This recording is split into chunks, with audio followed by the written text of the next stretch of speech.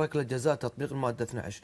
شوفها مع الساده المشاهدين ونشرحها بالتفصيل المناسب. عطنا دقيقه 51 نشوف الحاله التحكيميه الجدليه او اللي تكلم عنها الكابتن مشعل العسعوسي.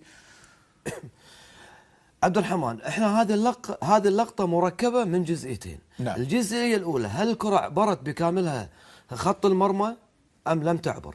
اذا عبرت فيلغى جميع ما يترتب على ذلك من اثار، اذا كانت هناك ركله جزاء او لو توجد ركله جزاء. وهذه الكره عدت ولا ما عدت؟ هذه الكره من شوف في اللقطه الثانيه، هذه هني لقطه الكره ما اثبت انها عدت. نعم. لكن اللقطه الاولى ممكن نقول انها عدت. اذا في هذه الحاله الاتحاد الدولي وين يوصي بدعم قرار الحكم. من هو الشخص المناسب والشخص الوحيد اللي في هذه المباراه حكم الرايه اللي يقول لك ان هذه طلعت ولا ما طلعت؟ هو الحكم المساعد الثاني. نعم. فبالتالي احنا هذه الجزئيه الاولى تطبيق الماده 9. بالتالي فانا اجد نفسي مجبرا بدعم قرار الحكم المساعد الثاني انها كره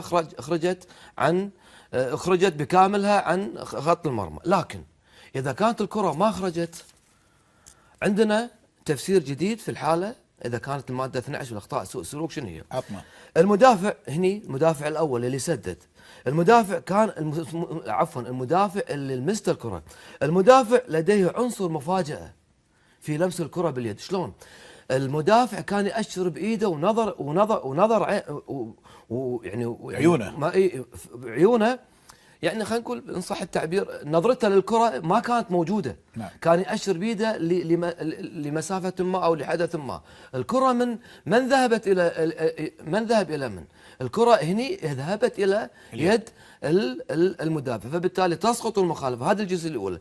الجزئيه الثانيه، المدافع اللي سدد، هل كان هدفه انه تسديد خارج الملعب، تسديد داخل الملعب؟ هو هدفه كان طلعها من التشتيت. نعم. هدف التشتيت. فبالتالي الجزئيتين دول ما فيهم تعمد في لمس الكره باليد. الجزئيه الاولى مالت المدافع، هي الكره هي من ذهبت الى اليد، لا وجود التعمد. والمدافع الثاني اللي سدد ما كانت عنده الرؤيه وما كانت عنده النيه انه يسدد كره بهذه الطريقه اللي لها هدف ايش؟ التشتيت. فبالتالي الكرة إذا عبرت كامل محيطها هي تحتسب ركلة. بكل حالات مو ركلة جزاء ولا؟ هي بكل حالات مو ركلة جزاء. هني كان أقول لك إياها. المادة 9 إذا كرة عبرت تلغى جميع ما يترتب عليها من آثار. نعم. المادة الثانية مادة 12 إذا كانت هناك ركلة جزاء، ففي هذا الشرح وفي هذا الوصف التشريعي لهذه الحالة لا توجد ركلة جزاء. المادتين واضحين، لكن السؤال أهم قبل أروح حق الحالة لا توجد ركلة جزاء. أنا عارف.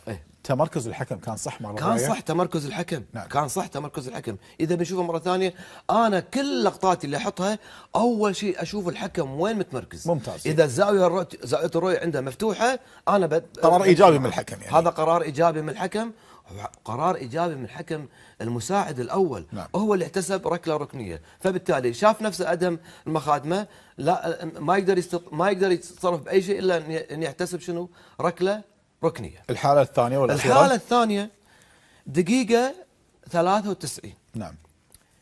شك بوجود ركلة جزاء لصالح المنتخب الإماراتي.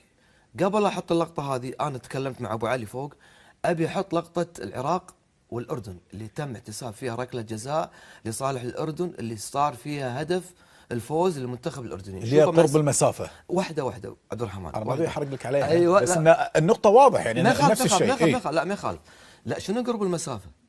شوف انت الحين لا المسافه نفس المسافه تقريبا. الحين نشوفها الحين. ايه شوف اللقطه العراق والامارات، ونشوف لقطه عفوا العراق والاردن اللي اتى منها هدف التتويج، ونشوف لقطه الامارات والجزائر. نشوفها مع الساده المشاهدين. يا ريت لو تعطونا اللقطتين. هذه اللقطه. شوف وضع اليد هني ما كان طبيعي، شرحناها قبل شوي. نعم. وضع اليد ما كان طبيعي بسبب تمركز اليد. شوف اليد، خروج اليد عن محيط الجسم. نعم. هذه اللقطة. شو الفرق؟ بنحط اللقطة الثانية الحين مالت الإمارات. نعم. شوفها. هذه اللقطة اوكي شباب، الحين هذه اللقطة. شوف شنو الفرق بين اللقطتين؟ إذا كانت على المخالف مو على الراكل. نعم. الراكل الأول مال الأردن ضرب الكرة براسه. نعم. اللاعب الإماراتي ركل الكرة بقدمه. نعم. إذا هناك تسديد. نعم. في الحالتين هناك تسديد. أوجه التشابه ما بين المخالفتين هي تكبير الجسم عن محيط، تكبير اليد عن محيط الجسم. القرار اللي احتسبه ركلة الجزاء لصالح العراق هو نفس الحدث اللي ارتكبه مدافع المنتخب الجزائري. كان على الحكم وكان على حكم الفي ار التدخل واحتساب ركلة جزاء في هذا الوقت الصعب من المباراة. ركلة جزاء للمنتخب الإماراتي لم تحتسب في هذه اللقاء. لو فاز يعني المنتخب الجزائري كان مشكلة. الكلام لو فاز المنتخب الجزائري هناك شخصين فقط لا غير هم من يتحملون نتيجة هذه المخالفة، هو حكم الفي ار الامريكي وحكم الاي في ار السعودي.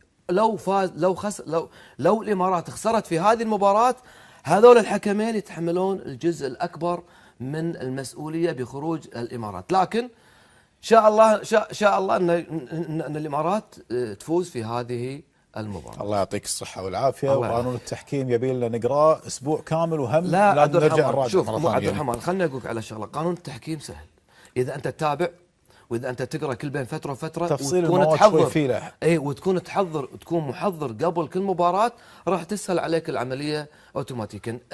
الشارع الرياضي له توجهه، نعم. الجماهير لها توجههم. احنا هني نقر في مواد القانون وتفسير مواد القانون. بيض الله وجهك. الله يسلمك. الله يعطيك الصحه والعافيه وقواك الله، وسهرناك ويانا، وبالعكس يعني قاعد تتعب وتحاول تاخذ اللقطه وتفصل لنا من خلال المواد الموجوده عشان توصل للنتيجه اللي دائما تكون هي اللي تخدم اللوائح وايضا مواد التحكيم المتواجده ايضا من خلال لائحه الاتحاد الدولي والابديتات اللي قاعد تصير في الفتره الاخيره. كل الشكر لمشعل عسعوسي. اذا نصف نهائي بطوله كاس العرب، السعوديه مع الاردن، المغرب مع الامارات يوم الاثنين القادم ان شاء الله في بطوله كاس العرب 2025. تكون سهرتنا لهذا اليوم انتهت في الاستوديو التحليل، لكن حتى الآن فعاليات كأس العرب ما انتهت مع قناة الكويت الرياضية، استكمالا لها في برنامج بالسنتر بعد شوي إن شاء الله. الإخوان في الدوحة راح يطلون عليكم وتحليل موسع أكثر على مدى ساعة ونص لبطولة كأس العرب 2025. نشوفكم على خير، مع السلامة.